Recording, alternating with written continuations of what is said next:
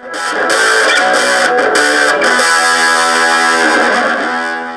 welcome to A Game for Your Thoughts. Today we're doing my Bioshock spoiler talk. So this is going to be a spoiler talk about every single Bioshock game, all kind of the main things, my thoughts on the plot twists and the themes and stuff like that. So, of course, it should be said, spoiler warning. So, look forward to some really rad spoilers. So let's dive into it. And if you don't care about spoilers, welcome. If you care about spoilers, get out of here. So, thank you so much for watching, and let's dive right in. So I'm going to start with the first game and just kind of work my way through it and just talk about certain aspects, things I really enjoyed, talk about the big twist in Bioshock 1. So let's start right at the beginning. I really loved the intro of Bioshock 1. It did a fantastic job of introducing you to the world of Rapture and just really getting you invested. I mean, that beginning sequence of going down in the bathysphere into the ocean was very gorgeous, very beautiful, and one of my most memorable moments from that entire experience. And then coming into Rapture and getting that first experience with the Splicer and whatever his name, Tommy, getting murdered. It was very spooky, very creepy, really gets you invested in the world. I thought that was a perfect way to start this game. And from here, I definitely feel like I said in my review, this game starts out really high and then just kind of slowly dips down,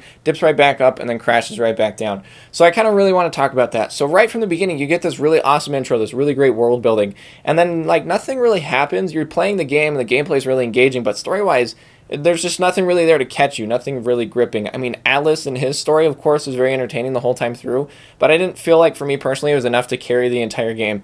I mean, as soon as you get to the point when Atlas's family gets killed, I just didn't really necessarily care. I was like, oh yeah, I want to go get rid of Andrew Ryan, and then that was kind of it. And there was a really long stretch where, nothing really happens. I mean, you meet characters here and there, and their stories are very minimal. And then when we hit Sander Cohen, it kind of starts to go back up again. You're like, oh, Sander Cohen, this is really cool and really interesting. He was a very interesting character. I liked his little story arc and whatnot.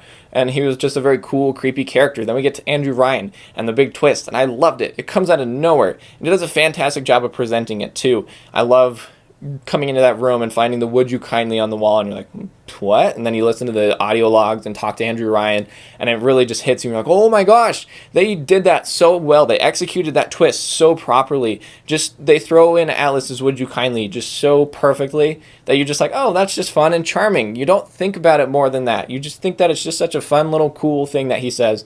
Just kind of like how I say cheers all the time. I'm like, cheers, thank you. You know, it just happens. And Alice is like, would you kindly do this? And you're like, oh yeah, don't mind if I do, you awesome Irish dude. And then you figure out that twist, and it takes "Would you kindly" and turns it into this really dark thing. And it's just like, that is not at all the cool, happy-go-lucky Irish thing that I thought it was.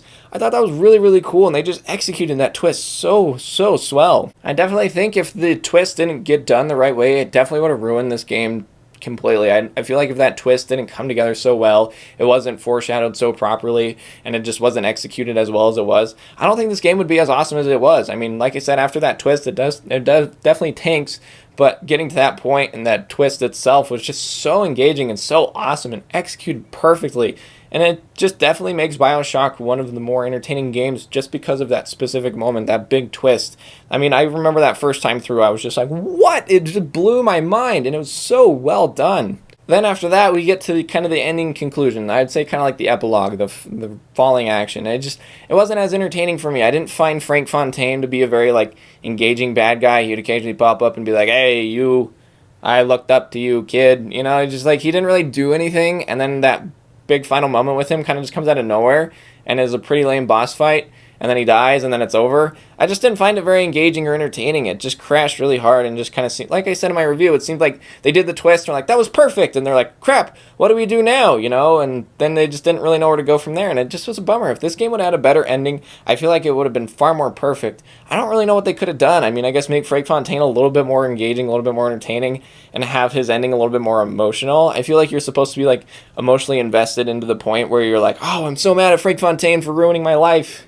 But I just didn't really care, you know? It just didn't really hit for me. And if it did for you, that's great. But just for me personally, I didn't feel any emotion or tension or anything like that. It was just kind of just beating the game just to beat it at that point. So Bioshock 2, Bioshock 2 was a really weird one because I really like the story, but nothing big happens in Bioshock 2. I mean, it had a really engaging and personal story for this Big Daddy, and it really was cool for me to see that kind of connection because we never really got that with the Big Daddies and the Little Sisters. It was always kind of just oh, they're there, and they're, the Big Daddies are not very good. The Little Sisters, if you want to save them or not, up to you. Things like that. I did like how they kind of kept that dynamic of Big Daddies are there and Little Sisters are there, but I felt like a little bit more of an emotional connection to want to save the Little Sisters because I was a Big Daddy myself and I was looking for one. I was like, oh, okay, cool. It makes a little bit more sense. And then So, like, story-wise, nothing really too crazy happens in Bioshock 2. Like I said, there's not, like, a big twist or anything like that. But, like, finding the daughter and saving her was all really cool and exciting. And Sinclair, Sinclair was cool. I feel bad killing him, but it had to be done, you know. Maybe it didn't have to be done, but the way I did it, I killed him. It's just, like, Sinclair was definitely trying to be too much like Atlas, I feel like. And so, like, I wasn't, like, too emotionally invested in Sinclair because I was like, oh, he's basically Atlas. He just has kind of like a car salesman go-lucky thing to him, and it was fine. But the ending to Bioshock 2, definitely not as... I definitely thought the Bioshock 2 ending was a little bit more emotional, a little bit more attaching than the ending of Bioshock 1. Bioshock 2 definitely stuck the landing a lot better with that emotional ending with the daughter and the little sisters and things like that. Of course, depending on your ending, too, I liked how it had more better endings. I thought the two endings of Bioshock 1 were, like, a little weird and confusing, but, like, Bioshock 2 is definitely very emotional for this big daddy, and then the little sister that you save, it's just like, okay, I'm kind of deciding this girl's fate and not necessarily my fate. I thought that was really cool, that my choices didn't necessarily affect me, it affected someone else more than it affected me. So I thought that was really awesome. Okay, now the big one, Bioshock Infinite. I'm sure you guys all came here to just watch me talk about Bioshock Infinite's ending, but I'm going to kind of tease you a little bit. We're going to start from the beginning of Bioshock Infinite, kind of talk our way to the end. So let's start at the beginning. So at the beginning, I really liked the intro to this game and did a fantastic job of just kind of showing you Booker and being like, okay, who's Booker? Who's these people rowing the boat? Are they important? Maybe.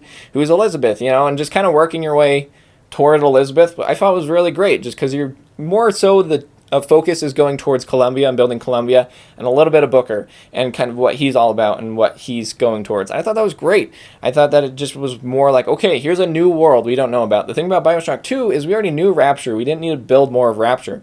I definitely think it did a good job of building Rapture after it had already fallen, after Andrew Ryan. But Columbia, they did a fantastic job of building Columbia, introducing us to this new place and showing us what it's all about. And then when you finally get to Elizabeth and you see her powers and it's like, what is this girl all about? It introduces this mystery, and then she's got like the thing on her finger. And I really liked how they didn't say anything about this until later on. You've always noticed it, and I think maybe Booker says something about it like one time, but through my playthrough I don't really ever remembering hearing mention of her finger until the very end. And I thought that was a very cool like thing. It was just like, it's a cool characteristic of the character, but they don't really say anything about it, so you're like, oh, that's just kind of a cool character thing, but then it ends up coming back and being very, very important at the end. So I thought that was fantastic. It just makes Elizabeth this very mysterious character, and learning about her was very engaging and very awesome. And I love just seeing her arc. I mean, from seeing her where she's just like this Rapunzel like, oh, I'm in my tower, happy-go-lucky, to like all of a sudden this like super dark, like, okay, I've killed people and I know what I am now person that she is at the end of the game. And I thought that was fantastic. It was a great arc that I really loved seeing from beginning to end. Once we get to the point in Bioshock Infinite when Elizabeth starts going through different terrors, starting new universes and things like that,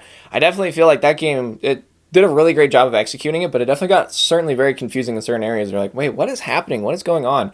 And it does a great job of kind of foreshadowing the end, foreshadowing what happens to Elizabeth and Booker at the end of the story. I thought that was great. They did a great job of that, of just really being like, oh, cool, there's something weird going on here. There's a little bit more to it, but we don't really know yet. I thought that was great. It was executed very properly. And then we keep working our way through the story, trying to get our way to Comstock. And I really like the moment when you get to Comstock and Elizabeth gets taken and you go and meet the old Elizabeth. I thought that section was great. It was very spooky and different. I definitely felt very isolated, and I really wanted to help Elizabeth. I thought they did a great job of making me want to help Elizabeth. I mean, I've been working with her this whole time, and I could see like how much pain she was in and how much she didn't want to be there, and I was like, I gotta save her, man. Okay, so now we get to the big ending, the big thing that we all want to talk about. So Bioshock Infinite's ending is confusing as hell. I had to Google this thing like 4 times, like trying to figure out exactly what's happening, just so I can make sure I understood it fully. I mean, I played through this game like 2 or 3 times now, and I still don't think I fully understand it. And I was trying to explain it to my wife one time. She's like, so what's happening here? And I was like, okay, and so I like explained it to her. She's like, that doesn't make any sense at all. I'm like, I know, right? It's really just a mind-bending ending of just like, what is this? What does this all mean, you know? And I think it did a great job of bringing the rest of the Bioshock lore into the game and making Elizabeth this kind of defining character. And the DLC certainly does that. I didn't talk about the DLC at all in my review, which I didn't really necessarily want to. But I think the DLC definitely was kind of like, okay, we got to tie this into Bioshock 1. And I thought that was really cool. It was kind of a cool, like, oh, okay, so Bioshock Infinite certainly does have effects on Bioshock 1 and 2 and things like that. But going through the lighthouses and the towers, seeing the different endings or the different universes and stuff like that was just like very like, whew.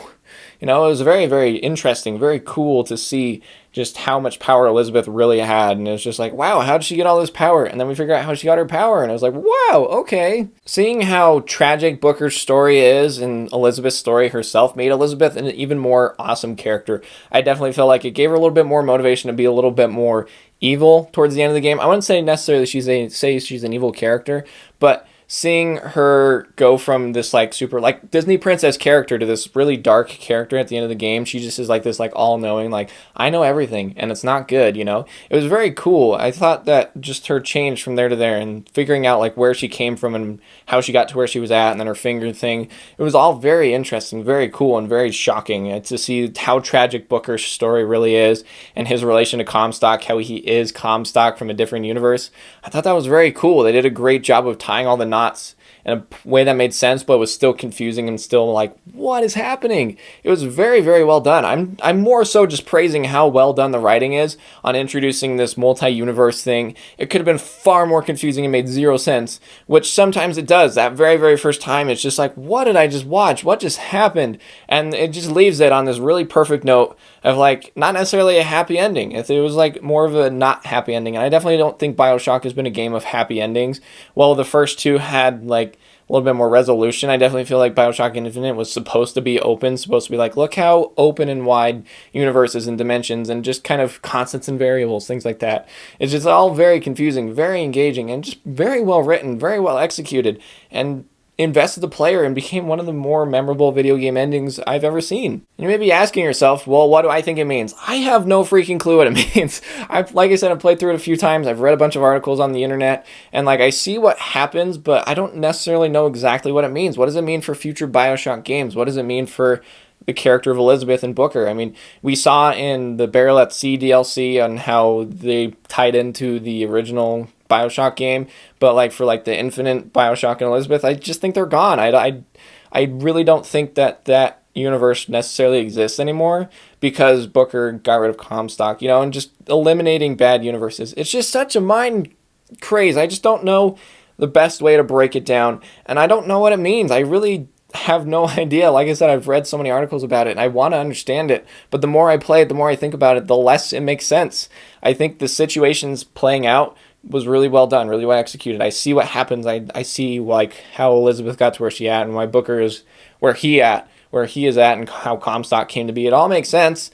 I just don't know what it means, man. It just is such a really well written ending that it's just such a mind craze, and Burial at Sea did a great job of continuing it and tying it into the original Bioshock, and I definitely think you should play Burial at Sea. Okay, so that's going to call it for my Bioshock spoiler talk. I don't have big philosophical ideas of what everything means.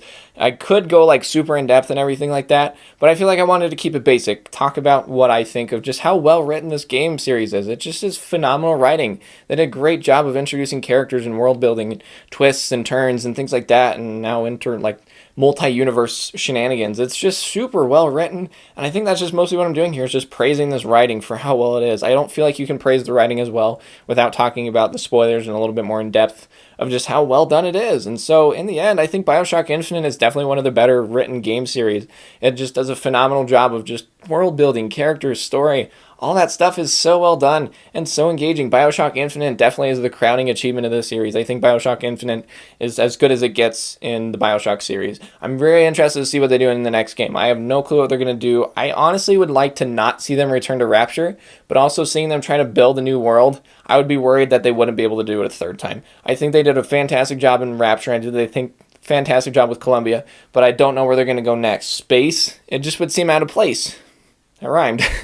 So, let's see what happens. Bioshock 4, I've heard they're working on it. I don't know what it's going to be like. I don't have very hard predictions because I honestly don't think it needed a fourth game, but we'll see what happens. Hopefully we get something really good. Hopefully we get a really cool new world and really takes what Bioshock Infinite introduced and kind of takes it to the next level, really builds upon it, but hopefully doesn't ruin what Bioshock Infinite started. So that's my thoughts on Bioshock in the series, and I really hope you enjoyed hearing my thoughts. Let me know, what do you think? What was some of your favorite Bioshock moments in the series? What do you think of the twist in the first game, the ending in Bioshock Infinite? What's your interpretation of the Bioshock Infinite ending? Things like that. So just let me know down in the comments below, and if you liked what you've seen here, and you want to hit like, subscribe, and the bell to get notified every time I post a new video, that would be awesome. And if you want to head over to twitch.tv/aGameForYourThoughts, I'm streaming there all the time. I'd love to see you there. Thank you so much for watching the video, and we'll catch you guys next time on A Game for Your Thoughts.